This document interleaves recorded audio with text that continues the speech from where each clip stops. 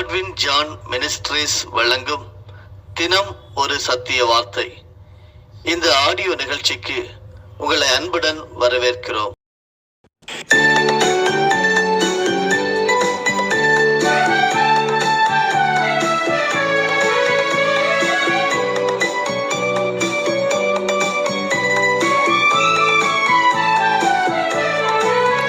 மகிழ்வோம் மகிழ்வோம் தினமாக மகிழ்வோம், இயேசுராஜன் நம் சொந்தமாயினார்.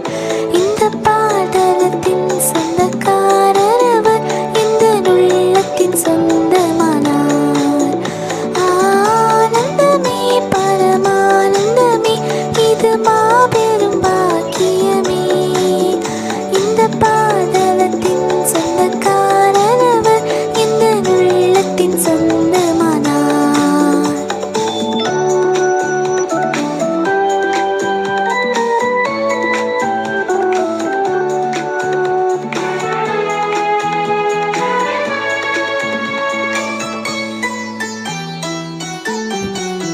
சின்னஞ்சிறு வயதில் என்னை குறித்து விட்டார், தூரம் போயினும் கண்டு கொண்டார்.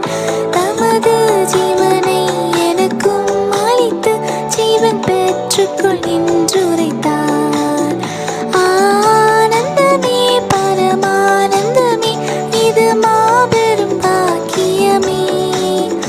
இந்த பாதலத்தின் சொந்தக்காரர் அவர், இந்த உள்ளத்தின் சொந்தமானார்.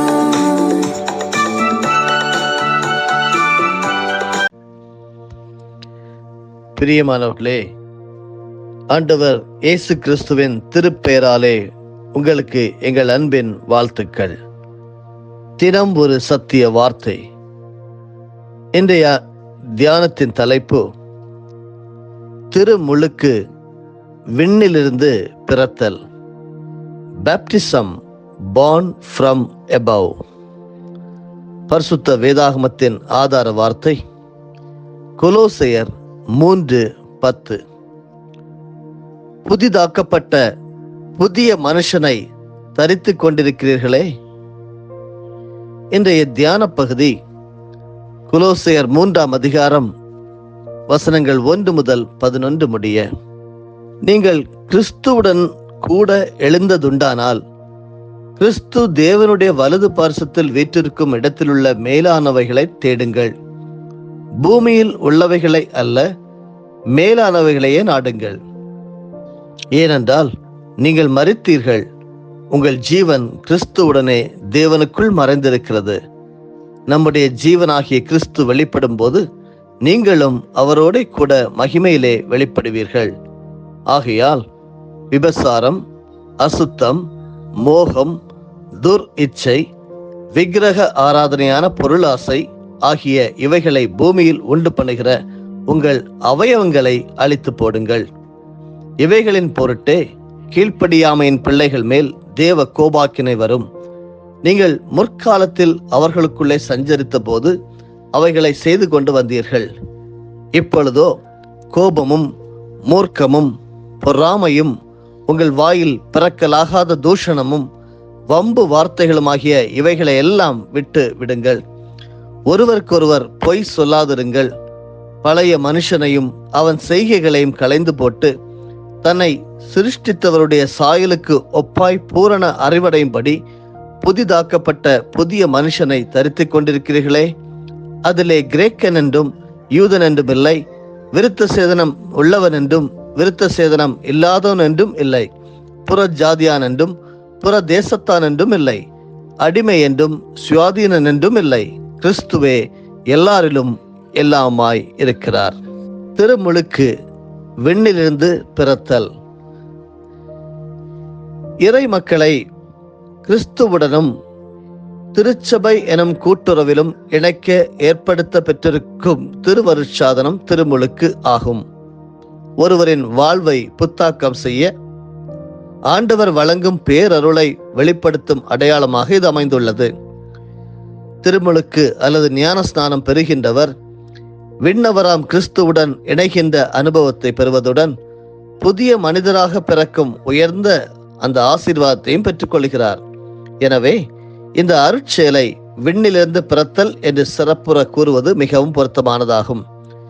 ஞானஸ்நானம் எங்கிருந்து எப்படி விண்ணிலிருந்து பிறக்கும் அனுபவத்தை நமக்கு தருகிறது என்பதை தொடர்ந்து இந்த நாளிலே சிந்தனை செய்யலாம். முதலாவதாக பழைய இயல்புக்கு இறத்தல். கொலோசியர் 3:9 சொல்லுகிறது, பழைய மனுஷனையும் அவன் செய்கைகளையும் களைந்து போடுங்கள் என்று. விண்ணிலிருந்து பிறந்தோராய் நாம் புதிய வாழ்வில் நுழைய வேண்டுமெனில் கிறிஸ்துவுடன் இறந்து அடக்கம் செய்யப்படும் நிலையை அடைதல் வேண்டும். இத்தகைய ஆன்மீக நிலையை திருமுழுக்கு வழங்குகிறது என்று கொலோசையர் திருமுகத்தின் ஆசிரியர் குறிப்பிடுகிறார். கொலோசையர் 2:12 சொல்லுகிறார், ஞானஸ்நானத்தினாலே அவரோட கூட அடக்கம் பண்ணப்பட்டவர்களாகவும் அதிலே அவரை மரித்தோரிலிருந்து எழுப்பின தேவனுடைய செயலின் மேலுள்ள விசுவாசத்தினாலே அவரோட கூட இழந்தவர்களாகவும் இருக்கிறீர்கள் என்று எழுதப்பட்டிருக்கிறது. நாமும் புது வாழ்வு பெற்றவர்களாய் வாழும்படி திருமுழுக்கின் வழியாய் அவரோட அடக்கம் செய்யப்பட்டோம் என்று திருத்தூதுவர் பவுல் குறிப்பிடுகின்றார். ரோமர் 6:4 மேலும் பிதாவின் மகிமையினாலே கிறிஸ்து மரித்தோரிலிருந்து எழுப்பப்பட்டது போல நாமும் புதிதான ஜீவன் உள்ளவர்களாய் நடந்து கொள்ளும்படிக்கு அவருடைய மரணத்திற்குள் ஆக்கும் ஞானஸ்நானத்தினாலே கிறிஸ்துவுடனே கூட அடக்கம் பண்ணப்பட்டோம் என்று அழகாக எழுதப்பட்டிருக்கிறது. ஞானஸ்நான வழியாக கிறிஸ்துவுடன் நாம் இறந்து விட்டதால் நம் வாழ்வு அவருடன் இணைந்து விடுகிறது என்று கொலோசையர் 3:3 சொல்லுகிறது. ஏனென்றால் நீங்கள் மரித்தீர்கள், உங்கள் ஜீவன் கிறிஸ்துவுடனே தேவனுக்குள் மறைந்திருக்கிறது என்று எழுதப்பட்டிருக்கிறது. அருமையானவர்களே, ஆண்டவரின் கோபத்தை வருவிக்கின்ற பழைய பாவ இயல்புகளை எல்லாம் ஒழித்து விடுதல் வேண்டும். கொலோசியர் 3:அதிகாரத்தில் நாம் படித்தது போல ஒழித்து விடுதல் என்பதை குறிக்க பயன்படுத்தப்பட்டுள்ள கிரேக்க சொல் நெக்ரோசிஸ் என்பதாகும். இதன் பொருள் இறந்து போக செய்தல் என்பதாகும். நாம் இனிமேல் பாவத்துக்கு அடிமைகளாய் இராதபடி நம்முடைய பழைய மனித இயல்பு அவரோடு சிலுவையில் அறையப்பட்டிருக்கிறது.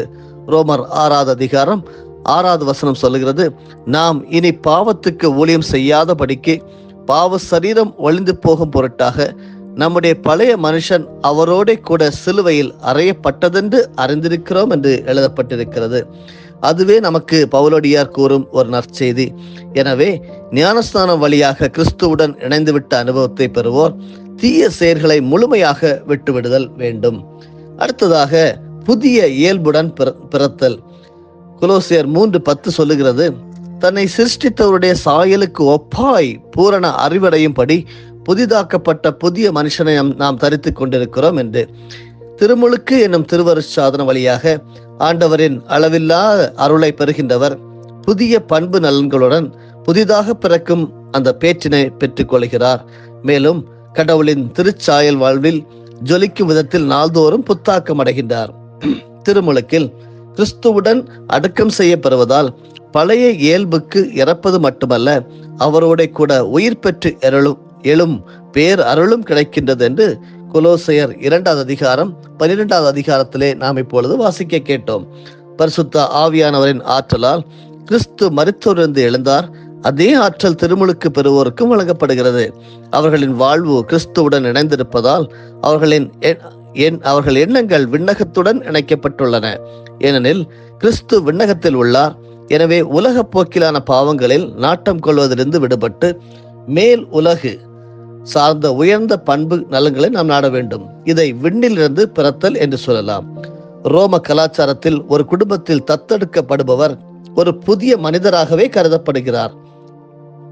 முந்தைய குடும்பத்தில் உள்ள அனைத்து உரிமைகளையும் இழந்து விடுவார்.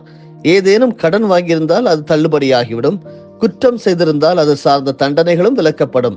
தத்தெடுக்கப்பட்ட புதிய குடும்பத்தில் சொத்துரிமை உட்பட அனைத்து உரிமைகளையும் பெற்றுக்கொள்ளலாம்.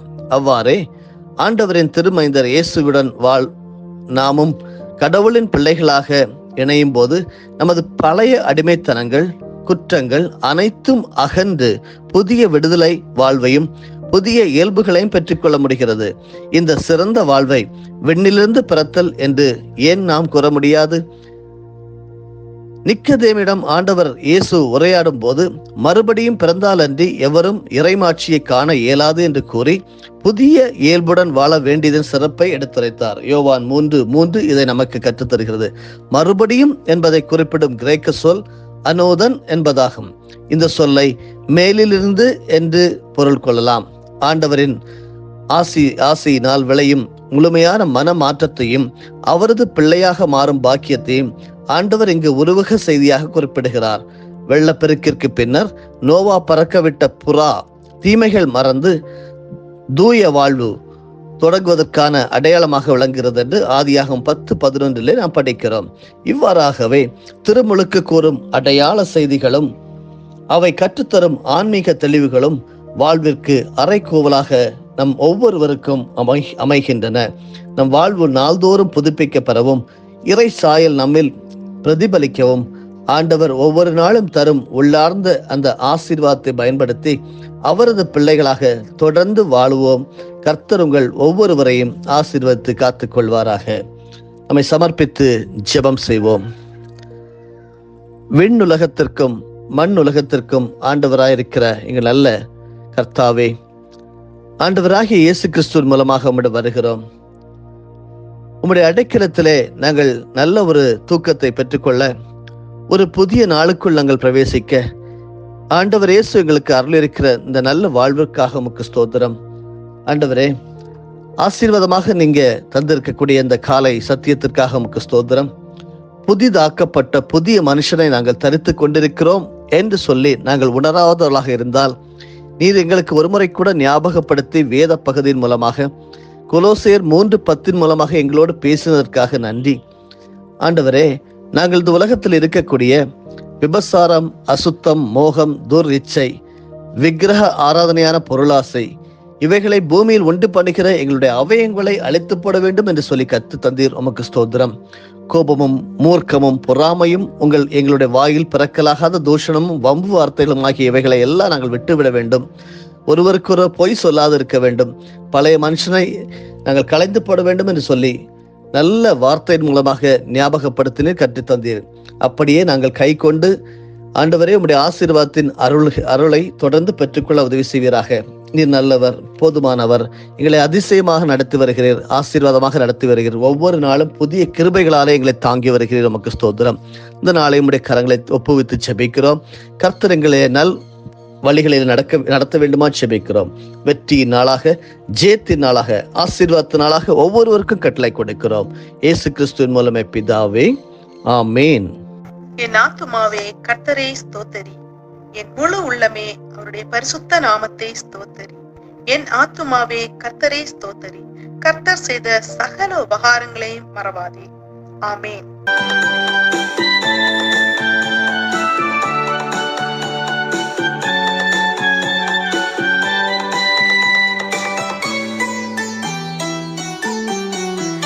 இந்த சூழ்நிலையும் அவர் அன்பினின்று என்னை பிரிக்காது காத்துக் கொள்வார். என்னை நம்பி அவர் தந்த பொறுப்பதனை அவர் வரும் வரை காத்துக் கொள்வேன். ஆனந்தமே பரமானந்தமே, இது மாபெரும் பாக்கியமே. இந்த பாதலத்தின் சொந்தக்காரர் அவர், இந்த உள்ளத்தின் சொந்த